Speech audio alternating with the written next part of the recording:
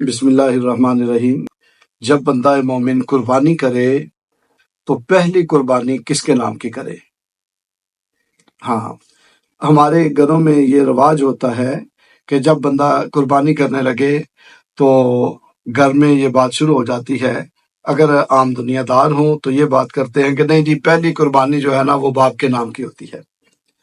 کوئی کہتا نہیں کہ جس گھر میں والدہ کا زیادہ روب ہو تو وہاں کہتے ہیں ہاں پہلی قربانی والدہ کے نام کی ہوتی ہے۔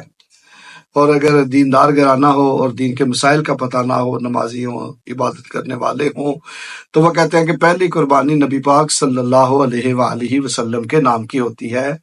تو سوال یہ ہے کہ پہلی قربانی کس کے نام کی ہوتی ہے؟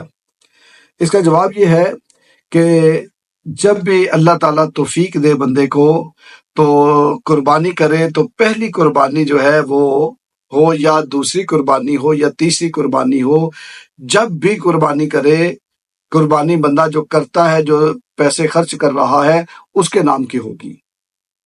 ہاں، جو صاحب نصاب ہے اس پر قربانی واجب ہے، وہ قربانی اپنی طرف سے کرے گا۔ اور اگر اللہ تعالیٰ نے زیادہ توفیق دی ہے تو اپنی قربانی کرنے کے بعد وہ بے شک اپنی والدہ کے نام کی قربانی علیحدہ کرے، والد کے نام کی علیحدہ قربانی کر لے، نبی پاک صلی اللہ علیہ وآلہ وسلم کے نام مبارک کی قربانی کرے، تو یہ ساری باعث برکت ہیں، باعث ثواب ہے۔ والدین کو بھی ثواب ملے گا، نبی پاک صلی اللہ علیہ وسلم تک بھی ثواب پہنچے گا۔ لیکن جس بندے پر قربانی واجب ہے نا، یہ بات یاد رکھیں، اس کو اپنے نام کی قربانی پہلے دینی پڑے گی، اس کے بعد وہ اور کسی کے نام کی قربانی کر سکتا ہے۔ امید ہے کہ آپ کو مسئلے کی سمجھ آ گئی ہوگی۔ اللہ تعالیٰ مجھے بھی اور ساری امت مسلمہ کو عمل کی توفیق عطا فرمائے۔ اگر آپ قربانی کے حوالے سے جو مسائل ہیں وہ سیکھنا چاہتے ہیں، جاننا چاہتے ہیں، تو اسلام ہمارا چینل ہے، یوٹیوب چینل، اس سے آپ دیکھ سکتے ہیں، سیکھ سکتے ہیں۔